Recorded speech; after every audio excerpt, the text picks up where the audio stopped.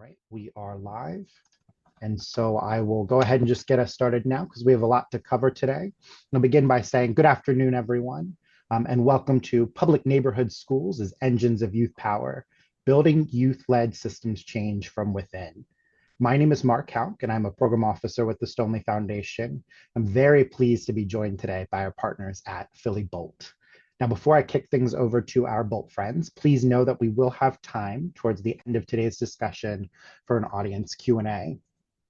You have a question for our speakers, you can submit it to us at any time through the Q&A button at the bottom of your Zoom screen. Sometimes that's hidden under the More tab down there, but typically, again, that's the Q&A button at the bottom of your Zoom screen. When you submit a question, please include your name and organization so that our speakers know who they're responding to. I also want to take a quick moment to note that we are particularly grateful to Ashley. Ashley, thank you for being here today, for making time to join us. She has a packed schedule, so she's going to be hopping off our webinar shortly after 3 p.m. With that, I'm excited to hand things over to Bolt's founder and executive director, Hilary Doe. Hilary, would you start by taking a moment for yourself and the other speakers, sharing a little bit about yourselves and your roles at Bolt for our audience? Hi, everyone. Good afternoon. My name is Hilary Doe. I'm the founder and executive director of BOLT, which stands for Build Our Lives Together. Came back to Philly to start this org because I think Philly is the best city out there. Go Birds. And we got a lot of work to do in Philly, and it's really about investing in the incredible people and the communities here. So that's what BOLT is built on. And I'm going to pass it to Jude. Hi, everyone. Good afternoon. My name is Jude Hussein. I have the pleasure and honor of serving as Deputy Executive Director at Bolt. And I'll echo everything Hillary has said. And what you'll hear a lot in our presentation is that Philly has so much to offer. And so it's been an absolute pleasure getting to know young people across our city and grassroots leaders that are doing just incredible work in all of our streets across the city. And so happy to be here with you all and excited for the hour and some change that we get to spend together. And I'm going to pass it over to Horace. Hi, everybody. My name is Horace Ryan III. I'm a youth program educator here with Bolt. Similar to Hillary and Jude, I'm from Philly. Similar to Hillary, went to college outside of Philly at Morehouse College and came back because there is plenty of work to do. I'm happy to be here and really excited for our conversation today. I'm going to pass it on to Ashley. Hi everyone, my name is Ashley. I'm a programs intern at Bolt. I'm also a going to be junior at Temple University. And I'm also from Philly, and I'll pass it back to Hillary. All right, so I know we've got some people here in the audience who might not be familiar with Bolt, so I'm going to go over a couple of slides to give you some sense of what it is that we do here at this organization. So Bolt, our vision is for a future where every neighborhood thrives, led by the people living there. And if you go to the next slide, you'll really see this vision captured, right? That's what we're here to do. And it's our philosophy that we are working towards that vision, and hopefully we'll be able to be put out of our jobs one day by actually reaching it. That's how we think about nonprofit work. We are here to serve a mission, and once we meet that mission, that means that we've done our job. And if you move to the next slide, you'll often hear that we talk about working with grassroots leaders in Philadelphia. And we often get questions about what does grassroots leadership actually mean? How do you define it at Bolt? So for us, we're really talking about people who are residents of our neighborhoods, right? They live here, they breathe the air there, they walk the streets there, go to school there, send their kids to school there, they're neighbors with people there. They're really boots on the ground in the community. And then if you move to the next slide, this is actually what our program model looks like. Today, we're really going to focus on the youth program, but I do want to give you a full context of what we do. We have a Bolt School for Grassroots Leadership. That's an 8-month capacity building program for adult community leaders in Philadelphia. And then we have the Youth Leaders Fellowship, which is focused on public high school students in the city of Philadelphia, split between the academic year and summer. And what we do is we integrate both at the neighborhood level to bring that intergenerational change, connecting them to a larger network. And if you move to the next slide, I want to give you some context for, why this work is important and how so much of it came about. As the founder of Bolt, when I first came back to Philly and had a conversation with a local funder who had been around Philly for a long time, they said to me, Hillary, this Bolt idea sounds nice, But do you really think you'll find people in these neighborhoods doing the work? Can we start with people of color who are living in the suburbs but are doing work in Philly? And I just want to pause there because they said what, a lot of people unfortunately believe, even if they don't say it out loud. And there's this perception that people in our neighborhoods in Philly are people who are just recipients of services, people who need to be saved, people who are not capable of doing the work themselves. And at Bolt, our philosophy is that there are dozens of people in our neighborhoods who are already leading, who have the capacity lead and want to lead. And we really, really need to invest in that. If we want to see a shift in the persistence of the decades of issues that have persisted in Philadelphia and really resolve it, we need to invest in the people who are here in Philadelphia. And if you move to the next slide, this is how our work comes about. So if you look at this map on the right-hand side, you'll see a map of Philly. The boundaries indicate boundaries of neighborhood catchment-based schools, high schools specifically. So if you live within that boundary, you got to go to that high school if you don't get into a magnet school or a private school. And we are really focused on establishing partnerships with neighborhood high schools, which we will talk through more. We work with Sayre, West Philly, Alumni, and we also work with Palumbo, which is a magnet school in South Philly. And we also have our Bolt School for Grassroots Leadership represented by the little dots. Each color represents a different cohort across different years. And what we're doing is really building this capacity at the neighborhood level and connecting the two. So you got young people who are in the program saying, I didn't know that Ron and Ryan had this place right around the block that I could go to after school to hang out and do this really great programming. Or I didn't know that they came up in my neighborhood with a similar background, similar experiences, and were able to build something so impactful. And that one day I can do it too. And now I know what resources exist to be able to do that and to be able to connect with these leaders. So that's what we're trying to build in Philly. And if you move to the next slide, just want to give you a sense of what we do in our youth program. We do a lot. So we will talk more about this today, but I just want to give you a sense of, we are doing social emotional learning work, civic leadership work. There's a workforce development component of this. We are a C2L PHL program in the city of Philadelphia in partnership with Jev's Human Services.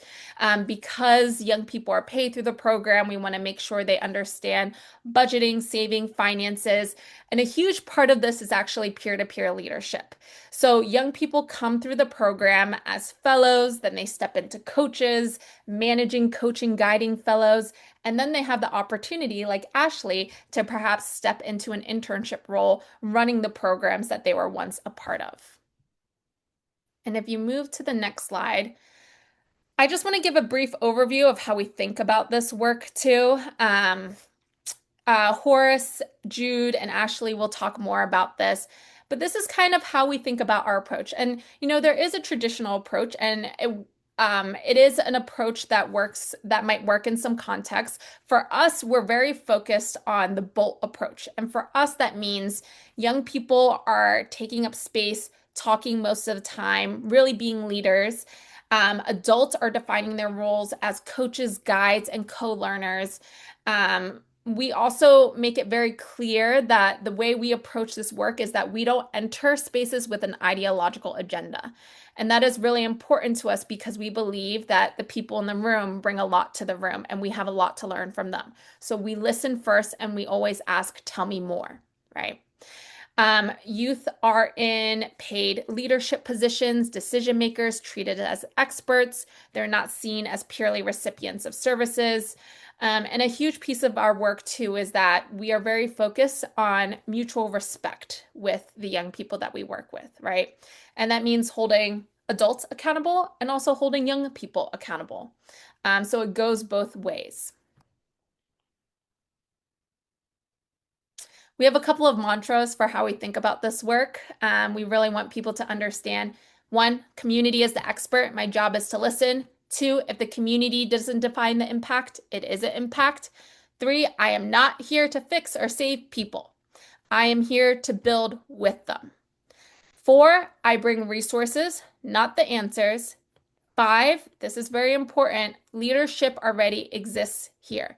My role is to make room for it and amplify what exists. So this is, again, our vision for the future, and we'll share the last slide towards the end again, if you flip to that, but these are just ways to stay in touch with us and our work. And with that, I'll pass it back to Mark. Excellent. I'm going to leave that slide up there for just another couple seconds or so that people can see your contact information. Pull it down now. And let's move into the discussion section of our conversation, right? Let's start with Hillary, I believe, let's start with you, right? So Bolt centers the idea that public neighborhood schools can be engines of youth power, but what does that mean in practice, and why are neighborhood schools the right place to build youth-led systems change? Yeah, so right now nationwide, there's this huge movement towards place-based work. And there's a reason for that, right? We see that when we are really connected with people in our community and building real relationships, that's really what's needed at the end of the day in order to shift change. And neighborhood schools are really the perfect place for place-based work, right? Because if you live within that neighborhood, likely you are going to go to that school living within those boundaries. Another thing I want us to think about is imagine what an ideal public education system looks like. When we think about an ideal education system in general, we want people to be able to walk to their school and know that they are getting the highest quality education, right? It should not be a competition. It should not require a 2-hour SEPTA commute to get to a school with a great education. So when we think about neighborhood schools, that infrastructure is already there. So why not invest in that? And then there's also this component where it can be where real economic mobility starts, right? Young people are living in their neighborhood, the opportunity to stay in their neighborhood, invest in their neighborhood, and build it up. That's how we can really think about persistent and real economic mobility in this space. Um, and I would just really emphasize the current system is really built on, in many ways, competing or commuting to get to that education, but really think about how neighborhood schools could be the engine for high quality education for everyone that's accessible. Excellent. Thank you, Hillary. And so, of course, you've described, what an ideal education system would look like, and it's not quite the one that we have. So could you tell me a little bit more about what gap in the education system exists that Bolt is designed to address? Yeah, so what we are really focused on is making sure that the young people that we work with at these school sites are able to really step into leadership roles and harness the skill sets that they already have, be able to build on top of it, be able to advocate for themselves, understand what options look like after school as well. There's this workforce development component of either finding a career, internship, post-secondary education, whatever it may be. It's helping connect the dots. And I know we are really focused on our youth program today, but our adult program, the School for Grassroots Leadership, is really an important piece of this too, right? Because we are working to connect young people to the adult community leaders in their neighborhood so they understand who's bringing change, how to bring change, and then we're bringing a network effect to this work where people aren't relying on Bolt as the answer, but understanding what resources already exist in their neighborhood to really lean on. That's excellent. I think it's something that's, building up a network is critically important, but just people don't really know how to begin going about doing that. So I think you all are doing excellent work that way. Next, I want to turn things to Horace. So Horace, you've done a great deal to help shape Bolt's youth programming. But when you think about designing programs that actually build youth leadership and not just participation, what are the core elements that you believe need to be in place for that thing to exist? Yeah, absolutely. And this is always my favorite question because it asks us to interrogate the systems that we currently live in, right? Like when we are designing these systems, I think Bolt takes a very boots on the ground, grassroots leaders perspective. So I'm always thinking about organizers like Ella Baker, scholars like Bell Hooks and Du Bois, right? Like specifically thinking about what does it mean to actually educate young people, regardless of race or creed or whatever. What does it look like to actually educate our young people? And it also makes me think about what are we even saying about our neighborhood schools in the first place? Like I think in this current model, we have the magnet schools, we have the really big charter schools, but neighborhood schools are often pushed to like kind of the outskirts of what we consider to be a quote good school.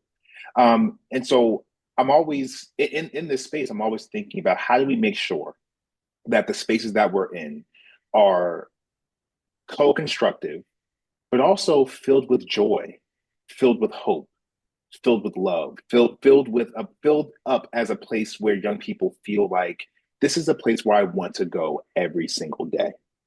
A lot of times our young people are entering school and they have these negative perceptions about what it is and what it can be. But when they get to the Bolt classroom or whatever that looks like for us, they always say, this is my favorite class. This is so different than what I've experienced for the rest of my day. And one thing at Bolt that we like to make sure that we are emphasizing is we don't have any sort of agenda. We are not similar to what Hillary is saying. We're not trying to push you to think a certain type of way. We literally just want to hear your voice. And we want to show you that there are adults in this world and adults in this building who care about you and want to hear you. We want you to kind of like, we want you to know, like, okay, I'm going to go talk to Hearts. I'm going to go talk to Jude, Ashley, Hillary, and they want to hear what I have to say. And then finally, kind of wrapping that all up, putting young people at the center of it all, right? Like we have young people who work with us to develop our curriculum, to change it, who are sometimes brutally honest, and they'll say, "Hey, I'm bored," and we will respond with, "Let's change that. Let's figure out how we can make this a pleasurable experience for everybody." Because otherwise, you take joy out of it, you take fun out of it. We're going back into the system of I don't want to be here, and this doesn't connect with who I am, and we try and get out of that mold. It doesn't work, and we know it doesn't. Excellent. Thank you, Horace. I think you've given us some really wonderful elements for success. But on the flip side, we see a lot of other people, a lot of other organizations that really want to do youth leadership and they don't know how. So what are some of the mistakes that you see most often with those organizations that want to do this, but don't necessarily know the way? Yeah, absolutely. And the first thing I would really address is like you're not centering young people. The adult is doing 80% of the talking when it should be the absolute opposite. Young people should be leading the conversation. And a lot of people, to your point, get that wrong. Because if I'm going to go into a space and I'm going to tell you, here are the problems in your community, here's how you're going to fix it. I have no connection to what you're talking. I might be living it, but I have not put two and two together to make sure like, oh, this is something that I care about. Oh, look at all the other people talking in this room. They care about it too. So it must be worthy of something. The other part of it is honestly, we are not, they aren't building with young people. They're not building with young people. They are like, hey, we have this program and young people are in it. And it's not, yeah, this program was actually the draft of it, this outline of what we're doing was actually drafted by young people, and young people have built it from today and to the future. It will always be for and built by young people. And I think that is a missed opportunity that a lot of us have not capitalized on. We're saying, oh, young people are our future. Okay, then we have to start building systems with young people in mind, and they have to be built by young people, by youth. And I think that is a very, very key piece that Bolt has decidedly capitalized on. And even in moments with conversations with my team, it's like, hey, like my young people have said, they don't like this. And the response always is, okay, you can't change it until they say that is what they want to do. And you have to honor that, right? So I think that's the key piece, building with and centering young people. Excellent. Thank you, Horace. And so could you give us then, right, we've talked about some of these elements at a high conceptual level, and you've given us a couple of examples, but could you tell us a little bit more about when you're putting these design principles in place, what does that look like with the students in a day-to-day format? Yeah. That's, I love that question mainly because it makes me think about all the experiences I've had in the classroom, but to generalize it, it's an aha moment. I think we're all familiar with what an aha moment is, but to be more specific, it's the pause, right? Like you give them some new information. Like one of the things we talk about pretty frequently is gun violence, right? And you start to show these young people like, hey, this isn't your fault. Like you might live in this area, but there were policy and there's history before this moment. And you start giving them this information. You do these activities and give them things to read, and they stop and they think and they're like, oh, so there was a policy that actually made it so that Black and brown folk couldn't live in this area. And that did create pockets of poverty in the early 1960s. And so you have these moments where they're like, wow, no, it's not my fault. I didn't cause this issue, but I'm affected by it. And so they stop and they start thinking more about how their experience connects back to who they are and their history, right? And another thing that I'm thinking about is the very first thing I started with is they enter the classroom and we'll ask them, how are you? Like, how do you like, do you like this class? Like, what's going on? And they're like, they always, like, across the board, this class is different than any of my other classes. Because you'll ask them, like, well, why? Like, what's that about? And it's because they always say, like, we're doing something, which I think is a commentary on how we do school in the first place. But that doing something goes beyond just talking about issues. We are using activities and visiting City Hall and going to Chinatown and going to neighborhoods that were once historically Black neighborhoods and now that they're not. Like, we're going to these places and doing these things that show them, hey, these are things that matter, and you matter because you live here. This is all about you. And then the very last thing, it's joy. Like I said this in my previous response, but it's joy. It's seeing their faces when they are doing an activity and you just say, here's 15 minutes. I'm giving you some directions. Go do it. And at first they're iffy and they don't know what to do, but then check in 5 minutes. They figured it out and they're smiling and they're laughing. And as somebody from Philly, they're biting on each other. Like they're making fun of each other, not in like a, oh yeah, you're less than me, but in like a, that idea was so crazy, but like, let's do it anyway, right? That's beautiful. And you don't always get that experience somewhere else, especially in neighborhood schools where they might not feel this anywhere else, right? And they might not feel it in a safe, controlled environment like a Bolt classroom. And so those three things, but specifically and always honing in on that, it is a joy-filled experience in a joy-filled classroom. And so, yeah, I'll leave that there. That's really wonderful, right? So you create the space, you create the opportunity for young people to step into real leadership. And what does that then look like? And Jude, if you want to jump in here as well, I saw your comment there. If you're comfortable sharing any specific moments or any specific examples you've seen of students stepping into their leadership.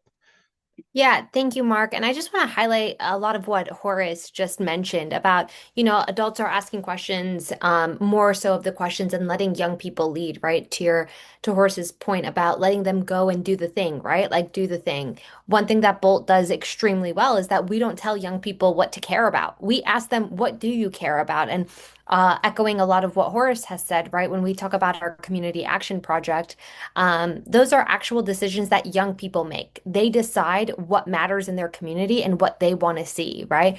It's really easy to go around and say, "Oh my gosh, I hate the litter like that's surrounding my school. I hate the fact that, there's so many homeless people outside and not understanding where homelessness comes from, right?" And so really diving deeper and like asking certain questions and letting them answer and then letting them pose the question, right? Why are there homeless people surrounding my school? What can I do about it? And we're just coming off of community action projects right now, which I'll let Horace share some more tangible examples on that front. But it's also like a mutual line of respect, right? So creating and cultivating a space where the adults in the room show up with the same amount of respect that they expect to receive. And I think that's a really big piece where, it's a safe space that we've harnessed even with our teacher partners in the school district, right? What does a Bolt environment look like where young people feel safe enough to ask those questions and to discuss amongst themselves and brainstorm what are potential solutions that are within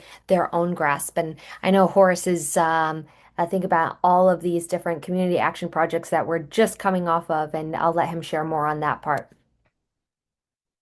Yeah, and I'll speak to the one that we're about to do today. So right after this webinar, some of our young people from SARE they went their community action project actually was them. They noticed there were a lot of people who experience homelessness in Philadelphia. They are walking through their community. They are seeing all of these people who are unhoused, who are experiencing just hardship, right?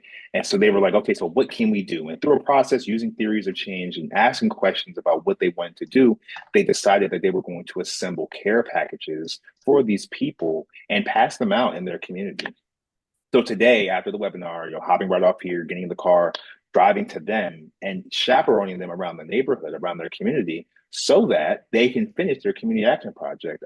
One of our other schools at West Philadelphia High School, which is where I do Sarah in West Philadelphia, where do a lot of my service. They hosted a mental health day, a mental health fun day at West Philadelphia High School, where they had 60 kids come outside and just play, right? That harping on that joy piece, have a good time, right? They notice their classmates when they have time to play and to be engaged in some outside activity. They even did some research. They found some statistics that show when young people play, less in school violent incidents occur. So they were like, let's do something about that. And so then they did it. And my job, and Jude will tell you, sometimes I would struggle. I'm like, Jude, I don't know what to do, because usually I'm so focused on solving the problem myself. Jude tells me it's not about what you need to do; it's about ushering them through this process. And so, if the buck doesn't stop with me, right? And if Jude is saying this, if somebody that is my leader or my co-creator is saying this, cool. Then it's a Bolt thing. It's not just a me thing. We all want to solve this problem, but we have to give it to the young people because it's really what they want to do. My job is to only facilitate and get them to that point. Excellent. Thank you, Horace. And so I would say Bolt has been very effective in the schools that it's in across the city. But Jude, I guess question for you, how do you then take this kind of fostering of youth leadership that you both have described and build systems to allow it to scale across multiple schools? Yeah, awesome question.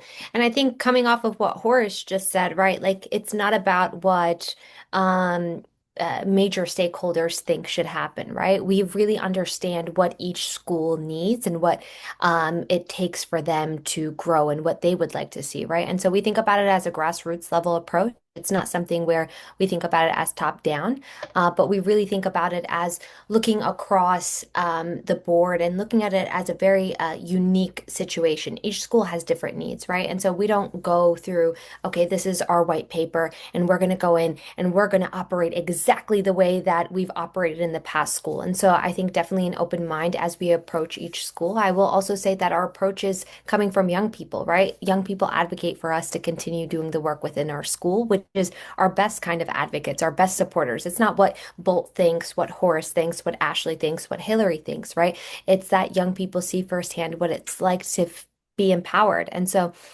they're the ones that advocate for us to remain in their schools and to approach their schools as well. I think about one of our sites now.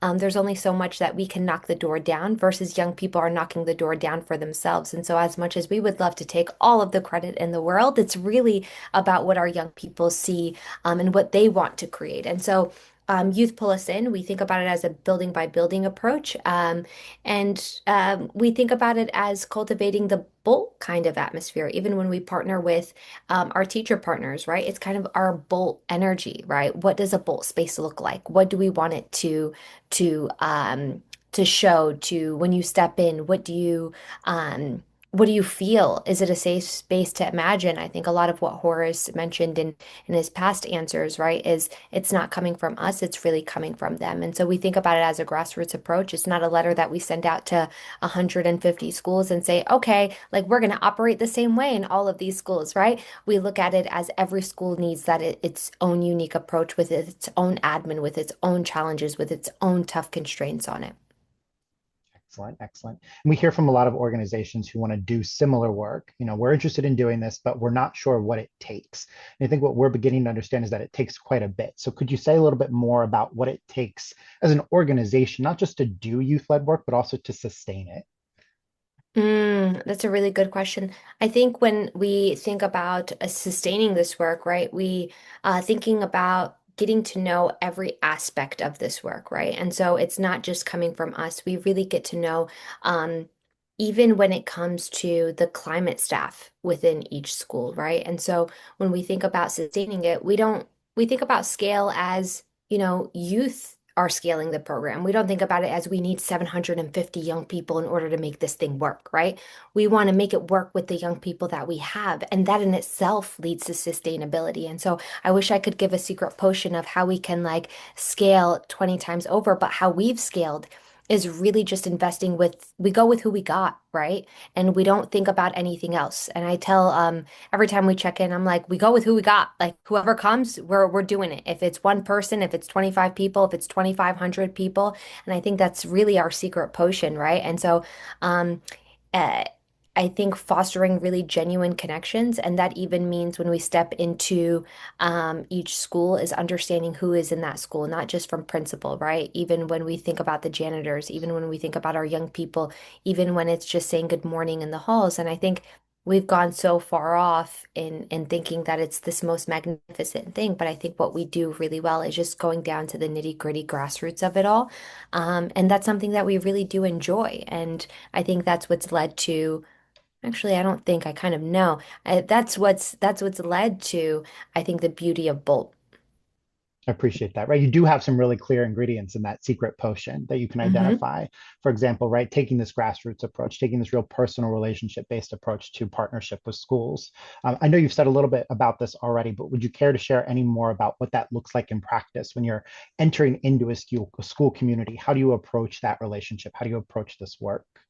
Yeah, absolutely. I'll start with what I mentioned earlier and work my way down.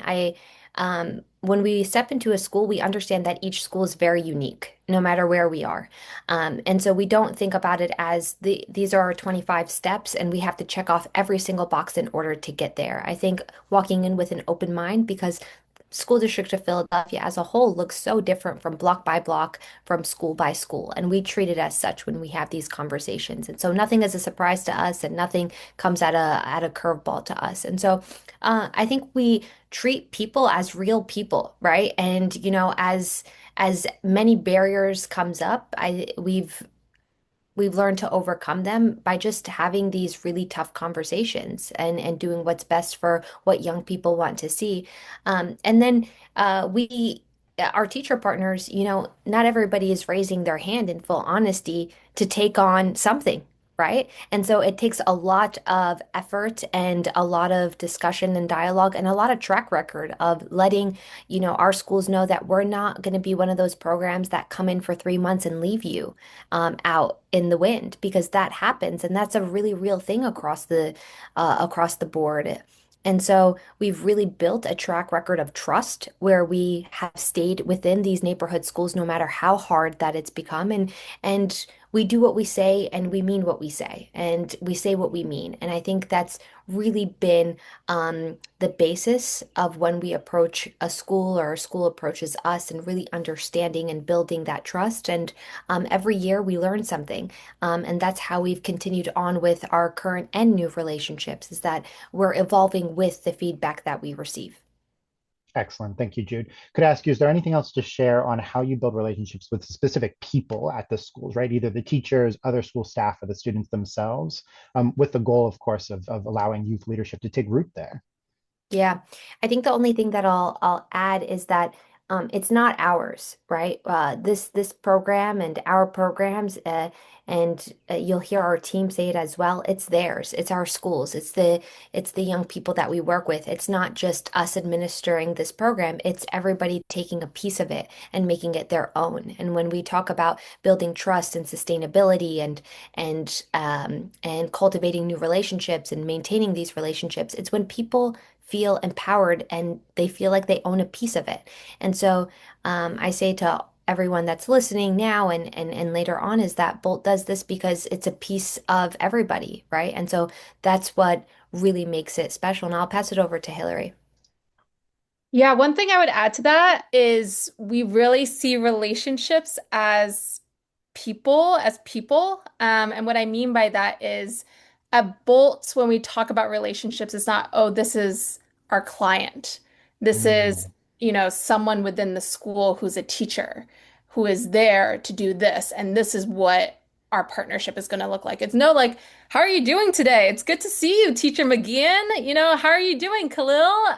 It's we want to get to know people as people, and I think our team does a really phenomenal job with that. Jude is someone who does a really great job with that. Everywhere she goes, she really gets to know people. She knows everyone's names, and that really kind of is the culture that we try to create, right? And I think that's what makes this work very sustainable, is that people understand that we're here to really build community.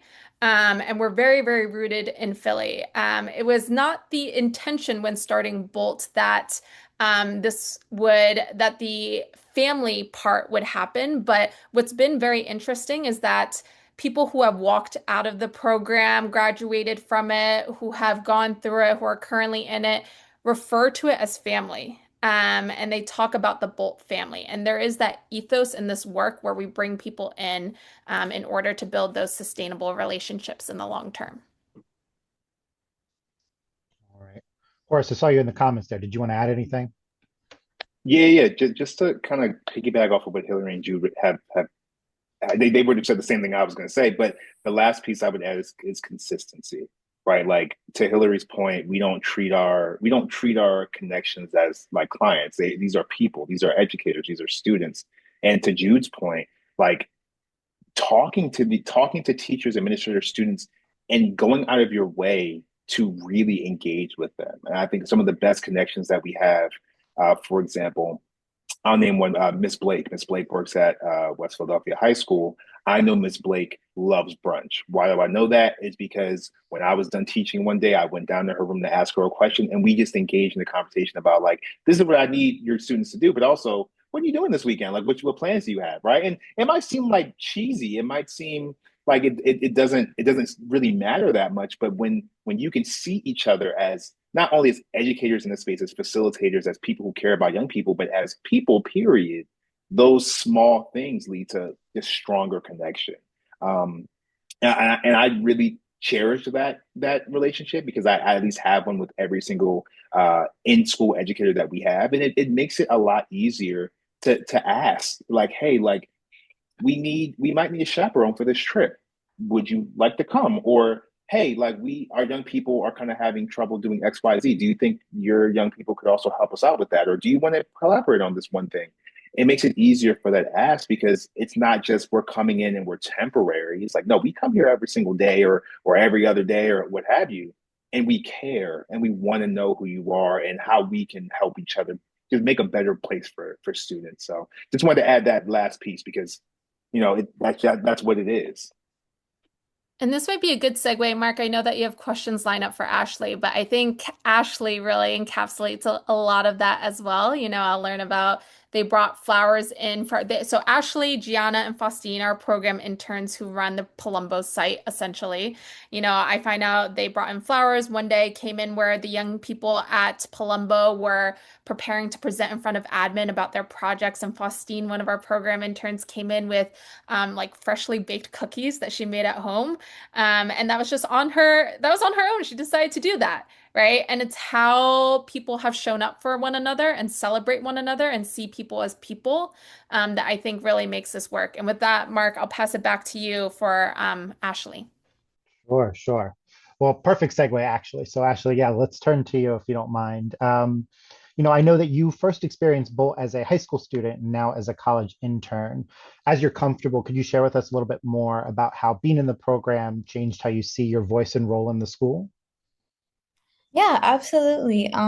So just again, I'm going into my junior year of college, but I first started being involved in bowl as a sophomore in high school. So it's been a while. I will say that the biggest thing, and as we're going through this conversation, a lot of things are coming up in my head right now, but the biggest thing that I can take away from Bolt and seeing that young people also take away the same thing is like how Horace was saying, how Hillary was saying, that Bolt puts you not just to learn lessons, but to be able to actually go and see City Hall and see Chinatown and see like where this change is actually happening while also knowing who's making the change or who's supposed to make the change. And if that change isn't happening, then we also learn, okay, what can we do as students to then carry out the change that we want to see in the city? And that was one of the biggest things I remember learning and teaching this year as well to young people is the fact that even though in school you might learn a lesson, you don't just learn a lesson at Bolt, you actually get to learn about who is in charge and go and see where this change is supposed to happen. And it's a very like hands-on experience. It's not just, slideshows and that's it. And I think that's what makes Bolt very engaging and different from other classes, like Horace said. And it makes it more enjoyable in a sense. And it is something that I think a lot of our young people like enjoy about Bolt. Excellent. Thank you, Ashley. Right. So you learn about this at a conceptual level, you get a chance to see it. Was there a particular moment though where you realized it in action, right? That students could actually influence the things that were going on in and around the schools, in and around the city? I think every day we work with amazing young people, honestly. And back to what Horace was saying, we have our CAP events and the one that he's going to today, but we have them every year. And it's a process of the youth learning that they live in a city where there are very visible issues, but Mhm. that it doesn't just end there. It's like there are issues, but you can do something about it. And just going on through the year, we learned about how homelessness is a very big issue, especially we work at Palumbo, so one of the very big issues that we saw was like domestic violence and violence, gun violence. That was a very big issue that they really cared about. But the first step was, okay, we care about this issue, but what are we going to do about it? So we started with like research and having the youth go through the different step of learning what organizations do the work, how can we connect with them, and what change can we make. It really like makes it click to them that this isn't just like something that ends here when the school year ends. It's something that you can carry within your passion, within yourself to then do more change after high school ends and after bowl ends. And it's something that just carries on with them forever. And I think moments like that, maybe Horace, you might be able to agree with this, like just seeing the youth become passionate about an issue on a deeper level makes them want to do more. Excellent. Thank you, Ashley. So of course, right, you're now supporting this program as an intern, getting to see these young people taking these steps. Is there anything else you'd like to add about what you're noticing about how students are stepping into their leadership or exercising their leadership in some way? I will say that overall, just being a part of Bolt, it makes them realize that they don't just have a voice when it comes to advocacy, but when Mhm. it comes to just like, speaking up in front of a class, maybe it is also advocacy in like college or in their own life, knowing that your voice matters in all extents is very important and is something that I think a lot of young people take away and they carry with them. And I will say personally that I definitely learned that a lot throughout my years at Bolt as well. Excellent, thank you. And I think what we end up seeing with a lot of adults who aren't familiar with this work is that they underestimate what young people are capable of. I know, Hillary, you and I have talked about this quite a bit. Um, Ashley, again, as you're comfortable, would you mind saying a few things about what students are capable of that adults in the room who aren't familiar with this work might find surprising?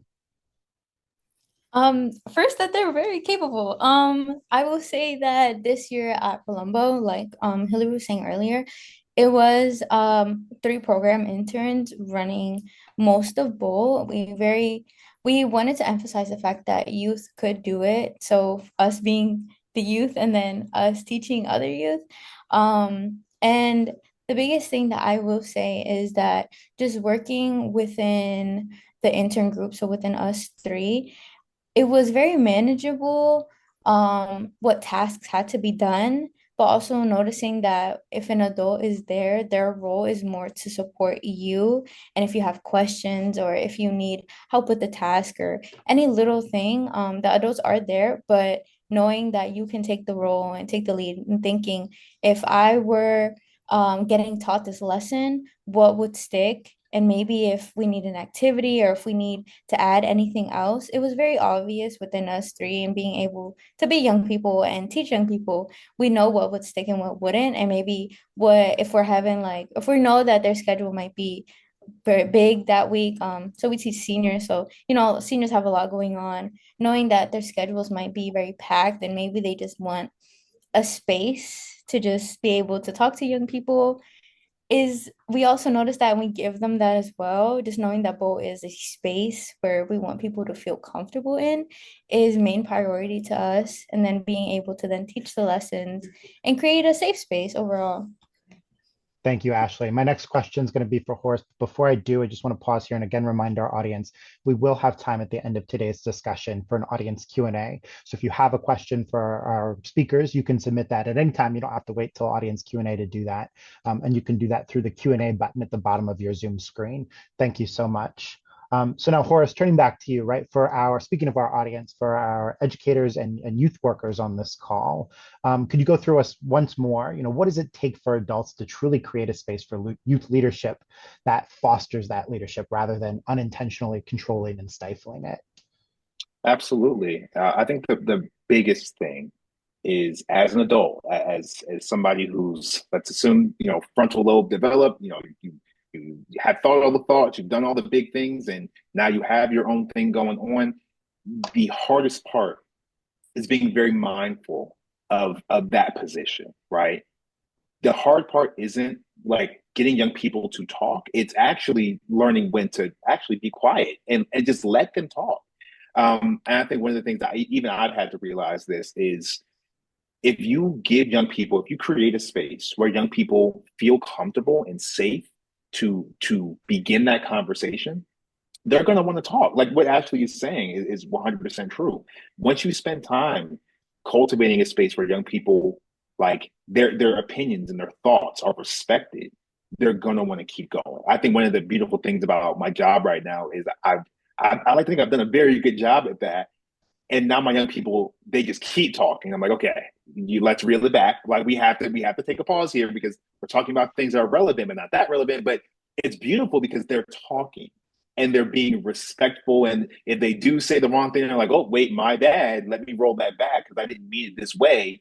But here's how I meant. And so it's a very, very beautiful thing. I think the other thing as an adult, and knowing your position is to think about what you want these young people to know, and then also being like, okay, like maybe this isn't right. Like you're positioning yourself as the end all be all, when instead you should be asking them, what do you think?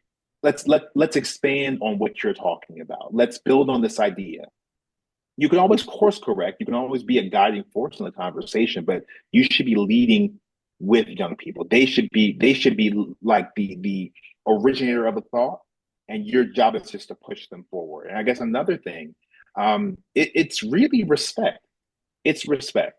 Another thing I had to learn is that, like, you can't walk into a room and expect young people to, one, trust you, right? Trust you to be a safe place, to be a safe adult.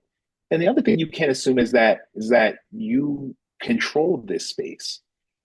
Anyone that works with young people knows wholeheartedly that if they don't want to do something, they won't do it. And they know they don't have to do it. If I'll be for real, I'm not going to fight that battle. I don't want to fight you on what you do or do not want to do. But again, one thing that I really am, like, proud of myself, but also grateful to both for giving me the opportunity to do, is to build that respect and build that trust with these young people. Because now it's, hey, so-and-so, I need you to go do this. It's not a no, first of all. It's not a no. And if it is a no, it's a, hey, Mr. H. Horace, I'm doing this right now. Can you give me a second? 100% I can give you a second. And they still do it. It's not a, hey, so-and-so, can you do this for me? It's, yeah. And actually, like, what else can I do? Because young people yearn for that type of connection because they might not be getting it other places, right? So you get to be that person. And then finally, this idea that, and I often in other roles have had to reframe this thought too. So I came into it knowing this, but the idea that they're just kids, right? That they're just kids, that they're children, that they're too young, they don't know nothing. Young people come with a wealth of knowledge that is often untapped and often undervalued. I think the point where we are saying that they're just kids and we're protecting them and assuming that they cannot, we are already, to use the language you use, we're stifling that limitless potential that exists in every single young person. And I guess my hope is that with the time that I've spent with them this year, that they understand that their potential is limitless. But I've also spent time, it took a second for them to realize, like, you can trust me, and trust me when I say it, you are you are limitless. You can do it, right? That doesn't just happen though. And as an adult, as somebody that was once in a space that was cultivated for young people and now cultivating spaces for young people, that was really that key piece, that trust and respect that kind of gets you to the, hey, you can do whatever you need to do back in the world.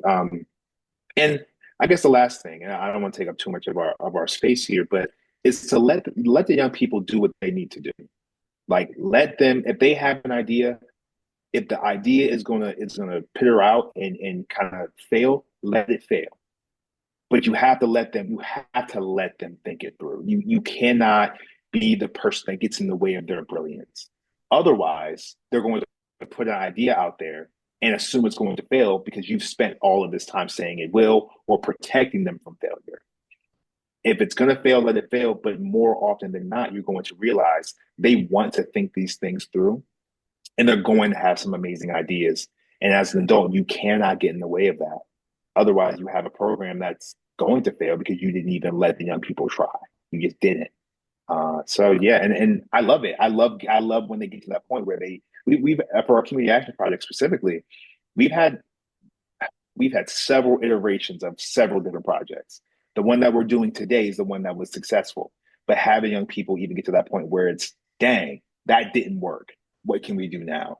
And they're still trying to fix it and they're still trying to get at it. And again, my job, like I said earlier, is just to usher them through that process. And that's okay. Like as that has to be okay. Excellent. Thank you, Horace. In fact, what you've said, what you've illustrated is so important that I just want to emphasize it one more time.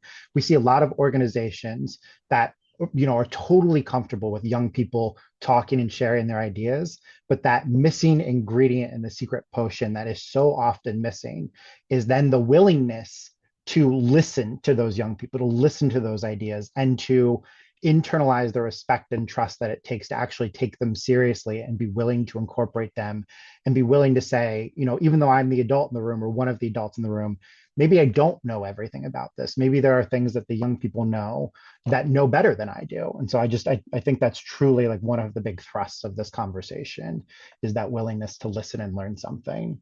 Now, Hillary, if you wouldn't mind taking us to the bigger picture here, right? So if youth-led models like this, cross our fingers, were to take root across public neighborhood schools nationally, we can hope. What could the future of public education and youth leadership look like? Yeah, I mean, just think about it, right? Every neighborhood high school is a hub where young people are stepping into leadership. They're learning about the power that they have and how to actually use it. Instead of these being buildings where they're just delivering content, instead, they're really becoming civic engines where young people are really stepping into leadership and taking action on issues that matter most to them and understand what opportunities and pathways look like after as well. I think about it also in terms of, a generation that is really trusted at the age of 15, that's not going to stop at the age of 18, right? They're going to bring that to their ballot boxes, their workplaces, their kids' schools. Like the impact goes on and continues generationally as well. And then also, I think this can be an economic mobility engine, right? There's a reason why we're also a C2L PHL program. Young people are learning skills in facilitation, in communication, in speaking up. And those translate to them becoming earners, right? And then we're investing in people in the neighborhood to really be able to stay and really build that power and economic mobility for their neighbors instead of pushing talent out of the neighborhood. So that's what can really happen when we invest in neighborhood schools. And we're already seeing it working with Bolt, where we have over 400 young people on an annual basis really stepping into these leadership positions. And I think Jude often puts it really great. When she comes into youth programming at the start of the programming, she's always like, I can't wait for the day where y'all are putting us at Bolt out of our jobs and cutting us a check to work for you. And that would be the greatest compliment, in my opinion. And I think that's what could happen if we scale this model and our public education system really becomes the infrastructure for it. Excellent. Thank you, Hillary. And of course, I think you shared a lot of information about the secrets behind the effectiveness of the work that Bolt is doing. And I know I get incredibly excited about it. I'm sure many of our audience members do as well. So for Jude, if you wouldn't mind answering this one, what can those who are interested do to get involved or support your work? Yeah, absolutely. I think there's a variety of different ways to get involved with Bolt and just be a part of our family and our programming. And so the first thing I would say is donate, right? If you're able and you're willing to really fund programs that put young people through real action, right? Across the city of Philadelphia, whether it's in our academic year, our summer program, whether it's their community action projects, we welcome that.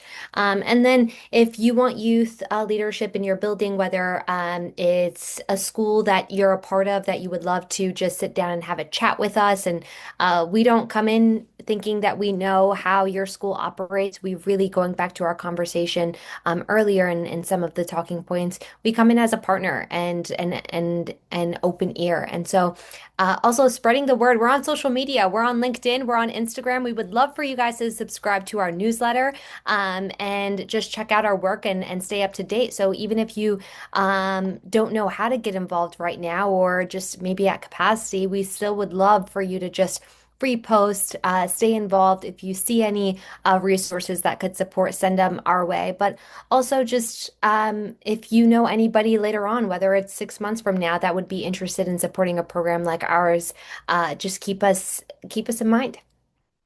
Excellent. Thank you, Jude. And I will put that slide up once more at the end of this that has the link to donate, the link to your website, other ways to get in touch so that our audience members can see that there.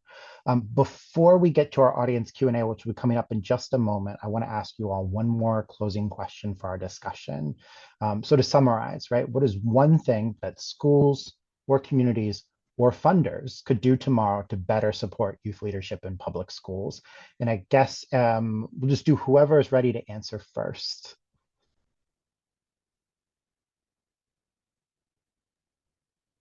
We're not going to all jump in at once, but since I was the last one to speak, I will go ahead. One thing that schools or communities or funders could do tomorrow, I mean, I have no shame. So if you're a funder that could support our programming, please reach out, whether it's now or later on. We would love to start the conversation. I'll turn it over to Hillary. For me, one thing that I want people to walk away with is don't treat young people purely as the recipients of services. See them as leaders, as people in the space who bring a lot to the table. And with that, I will pass it to Ashley. I think you said it beautifully, Hillary. That's literally what I was thinking.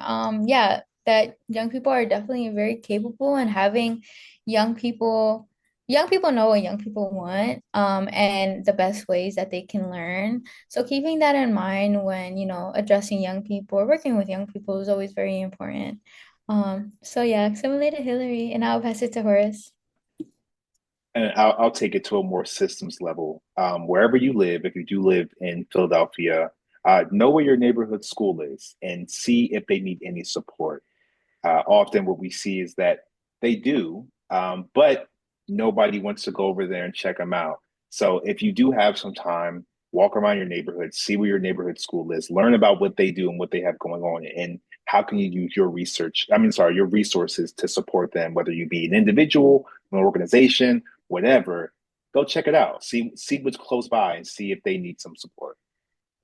Excellent. Thank you, Horace. That does it for our discussion today. Now we're going to turn over to the audience Q&A. Again, one more time for our audience, you can submit your questions through the Q&A button at the bottom of the screen. And if you haven't done so already, please include your name and organization in your question, just so that we have a better sense of who you are when we're responding to it. Our first question here, I can answer. So will there be a recording of the session sent out later? Yes, we are recording this webinar. We will include a link to the recording in a post-event email we'll send out to folks a few days from now. We'll also include some of the links and contact information that were included in the Bolt slide, as well as any other sort of helpful resources that we can think of. Our next question here comes from Lane Frazee, and again, it's for anybody who'd like to answer. What have youth been most excited about advocating for in school or out of school, and what are some of the ways that they have done that? I can tackle this one. Across three schools, actually, I would love for you to talk about Palumbo. But mental health has been a very, very prevalent issue across at least Alumni, Sayre, and West Philadelphia High School. I don't know what it is right now. I mean, I do know what it is because I live in the world where the world is crazy right now. But young people are like, hey, like our peers are going through it. We're going through it. Our peers are going through it. We want to do something about that. And it's a beautiful thing because they're very aware of what's going on. But then it's also like, okay, what are the boots on the ground things that we can actually do about mental health? So our young people do the research. Like they go figure out like what are some strategies that other people have done. Like what helps? Play, joy, right? Having somebody to talk to. That at least in the schools that I'm in pretty regularly, that has been the thing that has come up the most. And I want to highlight Alumni High School, the educator there is Sue. Their community action project. It wasn't necessarily centered around mental health, but it was centered around getting the community together to bring resources for mental health. They hosted a block party. They got their local city council person involved. They invited community members. They had face painting. I think they had a moon bounce over there. They had food. They had community resources. They had tabling resources, all 100% led by young people. Young people reach out to council people. They reach out to these organizations, right? So they were able to put this project together that addressed all these different needs, and that is like a large scale project. That's a very big thing. It took I think a month or 2 months of planning to even get that done, right? And so those were some of the things that they're doing. And then on a smaller scale at West Philadelphia High School, they hosted like a little event in their courtyard, right? Little in relation to the block party, but the same impact. They invited people out. They say, hey, like they made goodie bags. They put in the goodie bags, they put snacks and they put fidget toys for stress release, right? Like our young people see these problems and they're literally going out and looking at the research and asking their peers, what can we do to solve it? And it's beautiful. And that extends to other issues. Like, for example, one of our original issues was actually gun violence. And then once young people started to talk about it, they were like, "Oh, it's not a gun violence issue at the top, but really once you start digging into it, it's a mental health issue. It's a resource issue." They figured that out. Again, like I said in my responses, my job is to push them through there. But even then, it's them like, wow, like I didn't know these issues connect. So I hope that answers your question. And so yeah. Excellent. Anyone else care to share? And again, the question was, what have youth been most excited about advocating for, and what are some of the ways that they've done that? I can just piggyback off of what Horace said. At Palumbo, we have a lot of different issues that the youth really care about. Specifically, we did our capstone on it was a combination of three different issues that the youth really cared about. So it was like I mentioned earlier, domestic violence, gun violence, and then we had another group who wanted to do like a sex ed capstone. So we combined them. So those three issues, with a lack of sex ed talk in schools was kind of brought up more than sex ed itself. But those three issues were three issues that we focused on a lot of the school year. Mental health is one that they also very deeply care about, but what I've noticed is that at well, our school specifically, Palumbo, they already have a lot of resources. They have a mental health club, they have a mental health fair. So that issue is being addressed by other groups of students who are doing their own work. So because they know that there's not a gap to fill necessarily, and that the school itself is already trying to do their best to make sure students have those resources. So they wanted to think about, okay, now if they're already doing this within the school, what can we contribute that isn't already being addressed? So that's why we moved on to focusing on those issues more. And we just had a bunch of different organizations come out. A lot of students worked with emailing organizations and seeing if they could come into the schools during their periods. And they were able to really formulate genuine connections with organizations that they hope will last not just this year, but the following school years that come as well. Thank you, Ashley. Our next question then, this one comes from Lisa Kidd. So how do you hold young people accountable in a way that isn't scolding or putting them down? I think this gets back to a little bit about that conversation around expectations. Lisa adds, sometimes I believe we're doing more harm than good by not holding them accountable in a world that will require accountability. Any thoughts on that? I'm happy to jump in on that. So, a huge component of our work is about mutual respect. So it is respect for the young people and then respect for the adults who are in the room facilitating whatever it may be. And I think Lisa is right. There is this aspect of we are also preparing young people for success post-Bolt as well, right? And there are places that they're going to be about engaging, showing up, that there are expectations around whether it's being on time, communication skills, et cetera. And we want to set them up for that success because that is also a reflection on us and our ability to support in that way. I think about there was this person from an organization that works with young people. They place young people into their workplace, and she reached out asking about, we have young people, we've been trying to explain how to give feedback in a workplace setting. And sometimes the young people we work with will curse at their colleagues. And she said, I don't know how to explain that you can't curse at your colleagues without it sounding like I'm not being considerate of what their experiences might be, why they might be cursing, etc. And I said, look, let me put it this way. All right.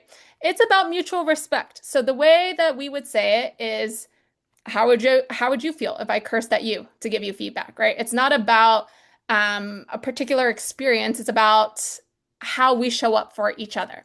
You probably wouldn't like it if I cursed at you. I'm going to speak to you like an individual, like a person. So given that, like, let's talk about the best way to communicate and give feedback to each other. Let's do it together and figure it out. So it's really, really rooted in that. And we expect, and we make it very clear to the young people that we work with, like, for example, being on time. Hey, our team shows up 30 minutes early to be on time for you. And so as a result, we expect you to be on time because we're putting in that level of effort too. And I think Horace does a really phenomenal job of supporting our teacher partners and being able to really execute on this too. But understanding like, hey, this respect that we have for you is the respect that you have for us. And you can call us out when we aren't showing up in the way that we committed to and how we set expectations around it. And I'll pause there for anyone else to jump in. Yeah, actually, Hillary, I would love to jump in actually, because to that point about mutual respect, but also calling it out, right? Like I'll give a very specific example. On Tuesdays, today actually, I travel between two schools. So I start my day at Sarah High School at around 7 o'clock in the morning, and then at 9:42, that is when I'm supposed to be at West Philadelphia High School. Now, the transition from Sarah High School to West Philadelphia High School takes around 10 minutes, right? Because you have to get out the building and make sure students are okay, everybody's out the room, lock the room, transport, get it out. Okay, 10 minutes. This entire year, right? I'll arrive to West Philadelphia High School at least 5 minutes late. What I started to do, and I've continued to do it, is I told my students when I knew this was going to be a problem, I said, hey, you are allowed to call me out. And every time that I am late, I will get into the middle of our check-in circle and I will apologize to you because I respect your time just as much as you respect mine. Every time that I am late, they're like, and I'll forget because usually it's like, okay, I'm here, I'm sitting down. They're like, Horace, like, what's going on? I'm like, what are you talking about? They're like, you didn't do your apology. And I'm like, oh, okay, you're right. But it's not punitive, right? It's accountability because then when they're late, everybody in the room is like, oh, you know what you have to do, right? And it's that mutual respect. It's me and you now. It's me, you, and our entire class. Because now you understand beyond just being late, you've caused a disruption, but the disruption doesn't have to mean that you are ousted or that you are being harmed. It's, dang, that's my fault. I was wandering the hallways. I was doing what I wasn't supposed to be doing because you were in this building. You just weren't where you're supposed to be. And they understand that. And that's okay. And I think the other part, and I'll kind of cut it here, but it's like, if you have that relationship with that young person, you have to capitalize. If you can show them that accountability is not, it's not a punishment. They might be used to it that way. And I think that's a different interrogation, but they might be used to people saying, hey, you're a terrible kid, you suck, and this is why. And that's them being held accountable. If you can get to the point where it's, you're not supposed to be doing all that. You know that's not what we do. And they get it. You have to capitalize on that. And I encourage that because that means that they understand, they see you for who you are, and you recognize them for who they are, and you should hone in on that. Otherwise, the failure to hold them accountable, you're kind of wasting the relationship there. You might be that adult that can do that, and it's okay to use that. It's okay to use that as a tool to really build that relationship in the classroom. Excellent. Thank you, Horace. Ashley, I know that you will be imminently leaving us because you have another commitment coming up here. But if you have time for one question, one here from Dawn Mader, it says, in building student capacity around Bolt initiatives, what kinds of barriers, if any, have you faced, right? How did you work together with your team of students to overcome those barriers, if so? This is such a good question. I will say that one thing is meeting them where they're at.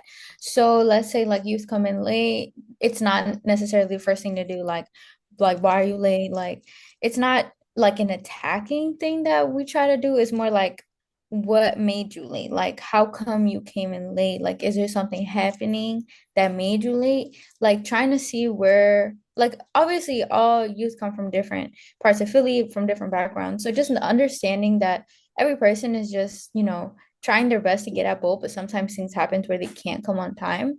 So just seeing what you can do to help them and see where they're at, while also making sure you get all the things you need to get done.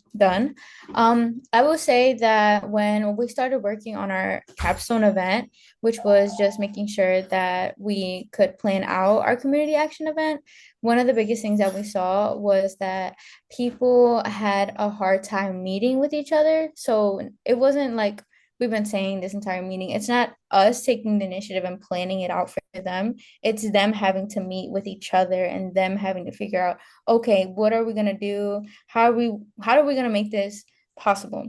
So getting used to meet was a hard thing to begin with. And when we started to notice that, was having conversations with Jude and Hillary and thinking about, okay, what can we do?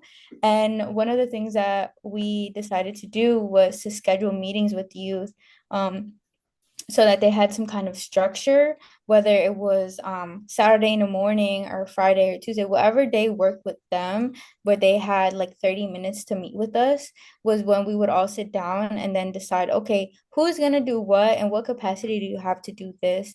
It was all basically just being able to have a space, a set space where youth could then decide what they wanted to do.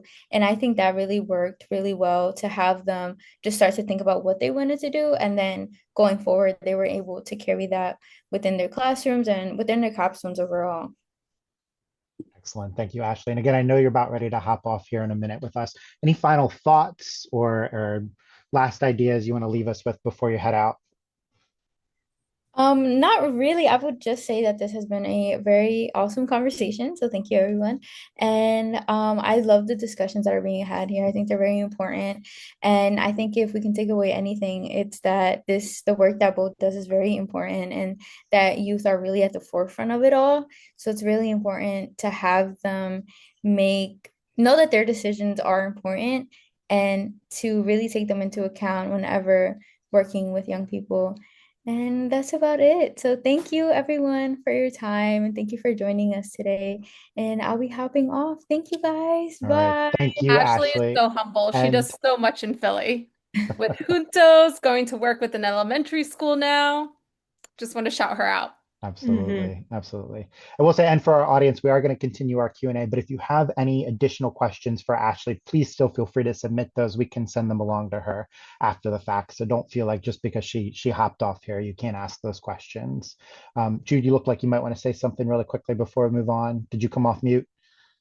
Yeah, I just want to say that Ashley is one of our program interns who is an alum, which we did mention earlier, but we do have Faustine, we do have Gianna, and we do have a lot of our young people that do come back even afterwards. We're about to launch another summer of our summer program, which will have some alum come back and support us in the classroom for our summer programming. So we definitely have a theme going on. I was going to say that's probably a perfect segue because our next question is from Willie Alvarez asking about summer. So it says, as you move through the summer, prepare for the new school year, how are you intentionally building momentum so that students return to school more confident, connected, and ready to lead? So maybe you want to say a little bit more about that summer program if you haven't shared it all already. Yeah, absolutely. So our summer program is our 6 week program. It's kind of condensed of all of the most amazing stuff that we do. We still go through a community action project. It's just a little bit more fast paced. We do think about it as a pipeline with the schools that we work with, right? And so when we think about the advocacy on the ground, when we think about the grassroots piece of our work, which is really the foundation of the work, our young people go back ready more than ever to have Bolt programming through the academic year, but also feeling really empowered to kickstart their year too. So we think about it as pipelines, and we try to recruit from the neighborhoods that we work within the most. So that's how we look at our summer programming and really building that momentum up. Is we don't really stop, right? We take a little bit of a break, but we still have that summer programming, so that way we don't skip a beat when we think about our academic year. Yeah, the work is never done, truly. This next question here, I'm going to take a couple comments, a couple questions, and kind of roll them into one. So just bear with me here. Angie mentioned, right, that research supports Bolt's model of co-creating with youth. A couple of people have mentioned similar models like the Freedom School model. So my question for you is there research, other models, other organizations, other work that you think of when you think about the inspirations behind Bolt's model and Bolt's work? I know it's a bit of a sticky question, so take a second if you need one. I'll take it. I will pass to Hillary because Hillary, this, what I'm saying, you know what it is. But a lot of my background relies on education research and specifically on neighborhood schools. And one thing that I think I opened with this, one thing that I'm always thinking about is how scholars like Bell Hooks, for example, talks about education as a liberatory practice. And what is liberation? Liberation means, in a sense, freedom, but also freedom to do freedom to do what? And it is freedom to live, right? Knowledge has access to this full scope of what humanity has to offer. And I think that is what we at least try and do with both on a grassroots level. How are we using what we have, like the connections we have and the knowledge we have about Philadelphia, about pedagogy, about resources and who we know to help these young people become the fullest version of themselves? Often, at least in my experience, when working with young people, one of the questions that I actually we taught this curriculum on city council and really how are laws passed in the city. I asked them this question because I realized they were tuning out. I said, "Well, who do you think cares about you on a citywide level?" They said nobody. And it gave me pause because when I grew up, like I knew who my city council person was, and I knew, they are responsible for making sure my neighborhood is safe and productive and resource filled. But they said no, like I don't think anybody cares. So my job then is to make sure, like, one, let's reframe this thinking and actually make sure that that these people are obligated to service you, but then also let's situate you in this present moment of you feel like nobody cares. What do we do about that? How do we get your voice heard? How do we ensure that the education here that you're receiving in school and the program model that Bolt is using helps you understand that you matter in this moment? They are actually are supposed to listen to you. And if they are not listening to you, how can we change that? How do we ensure that your voice is heard? And that's kind of the model that I have seen in Bolt. I don't know if that was Hillary's initial inspiration. I know that we believe in this inherent power of neighborhood schools and in young people. Oftentimes that power is stripped or ignored or not felt as thoroughly as it should be. But I at least know and can say with full confidence that, like, we are doing our best to make sure that young people are using their education to be the fullest version of themselves, because that too is valuable. Hillary, I do want to pass it off to you because you can speak to it. Like, what are we even? How does this even happen? Yeah, I would go back to one of our mantras, which is if the community doesn't define the impact, it isn't impact. And so the impetus for starting Bolt, in many ways, part of the philosophy that I have is that a lot of nonprofits shouldn't exist. And the fact that they do exist is often a reflection of government failure. So coming into this work, I wanted to build something that actually is systems change and hopefully could actually kick us all out of our jobs eventually. And I really mean it. It would be great if we didn't, exist. That means we've reached our vision and our mission, right? And so given that, I wanted to figure out, okay, what does that actually look like? And I firmly believe in place-based work because I see that it is relationships at the end of the day that really shift the needle. I've been in civic technology, I have been in government, I've been in consulting, all these different areas. And what I've really seen be the common denominator in bringing change is actually the day-to-day relationships that we build with people. So I ended up interning in grad school for a place called Chicago Cred, which was founded by former Secretary of Education Arne Duncan. And he returned to Chicago to found this organization with the belief that if we invest in the people who are living in our neighborhoods in Chicago, who are already doing the work, we will see a significant reduction in gun violence. And they have been able to shift the needle, right? They invest in people who are impacted by it, who have experienced it, who are in the neighborhoods, who are what we call credible messengers these days. And they're the ones who are really managing the programs, leading. They're already doing the work. And so I thought about what does it look like to build that infrastructure in Philadelphia and really invest in young people in the neighborhood schools to bring this change and also adult community leaders who are already doing the work in Philly. There are so many people already doing the work in Philly who live in our neighborhoods. How do we grow their work so they can serve more people, more young people can get connected to them and understand what's happening in their neighborhoods?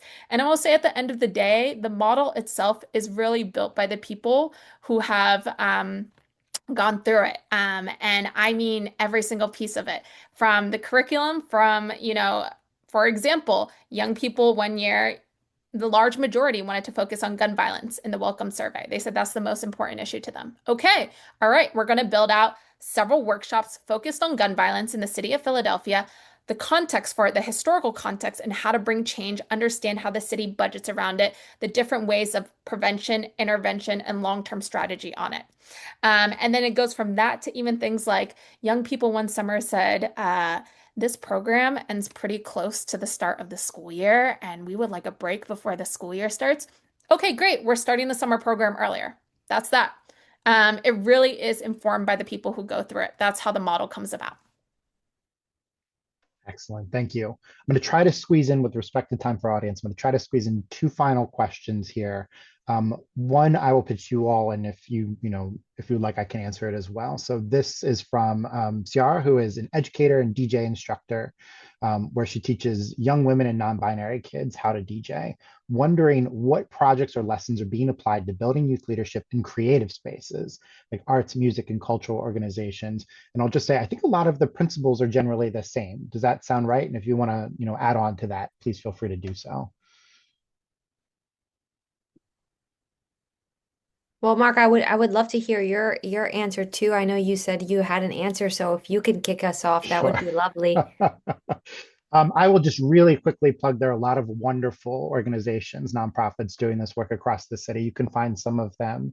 We have some wonderful grant partners through our youth partnership program, the Stoneleigh Foundation. If you just Google Stoneleigh Foundation Youth Partnership Program, you can find them there. Young Artist Program, Day One, Not Day Two. Again, if you think of creativity, like creation, as personal advocacy or group advocacy, I think you'll find that the work that you're trying to do in building up youth leadership through those processes is really closely aligned with the work that Bolt is doing. It's just that the final product looks a little different. So I'll put in a plug there. I don't know if anybody has anything else to share. If not, we'll move on to our last question here. I'll quickly add, as it relates to that, when it comes to our youth programming, we do merge our adult programming within our youth programming. Because when we talk about intergenerational change making and not having leaders and community just rely on Bolt, but really relying on one another because they're there, right? And so you have organizations like Aunt Bro, who does a lot of creative, I don't even. I can't even keep up with all of the creativeness that happens there. But even if we look at organizations like Ordinary Heroes that, cultivate space for young people to look at the arts and use mental health resources to funnel into the arts in a very creative way. And even as I plant a seed, Ryan Harris out in Hunting Park, along with Ron Tolles from Ordinary Heroes. So those are organizations that really do come into our classrooms within the schools that we work within. We bring that because we know that, young people leave school, right? And we've come to find that our youth programming, they then funnel into their youth programming. And so again, cultivating that Bolt network. Excellent. Thank you, Jude. Final question here, and then we will wrap up. And as I'm doing this, I'm also going to put this final slide back up here because it relates. Let me see if I can, now that I've done that, I've lost my Q&A. Here it is. So one more time, this person mentioned, and what collaboration opportunities might there be? And they say for other youth-focused nonprofits, but again, I'll just have you repeat for funders, for anybody who's interested in supporting your work and partnering with you, partnering with the schools that you're working in, how can people get involved? Yeah, so these are different ways to stay in touch with us. Email us, make a gift, visit our website, Instagram, LinkedIn, subscribe to our email list. We do have our Bolt School for Grassroots Leadership. The application for the next cycle just closed, but please subscribe and you can stay in touch about the next cycle. If you know of people who are 18 and over doing really great work in their neighborhoods in Philly, we would love to be able to work with them. It's also a paid program. Adults get paid about $30 an hour is what it comes out to for participation in it, and they get connected to the young people we work with in the schools. And we will have a celebration every year for these leaders. So that's also an opportunity to meet the leaders that we work with in our adult program in person. That's one way to get involved. And, I think just stay in touch with us, follow us on these platforms, subscribe, and if you know of a school that is interested in working with Bolt, please definitely reach out as well. Yeah, I'll reemphasize that. Bolt's newsletter is fantastic. Definitely subscribe to that. I'll also highlight their really wonderful impact report. If you want to see all the excellent work they've done over the last year, you can find that on their website as well. But with that, I know we are at time, so that just about does it for today. I do want to say one more time, thank you again, Hillary, Jude, Horace, and of course, please send my thanks to Ashley again for being here today, for giving us a glimpse into the wonderful work that Bolt is doing, and into sharing your wisdom for how we can support young people, public schools, and our community.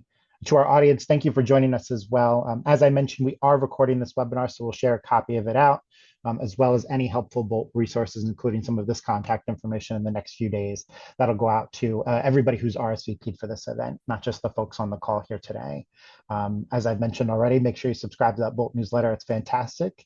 And stay tuned for any future Stoneleigh events, which you can find either on our website or our own newsletter, which you can just Google Stoneleigh newsletter, will come up there. And until then, take care, and we will see you next time. Goodbye, everybody.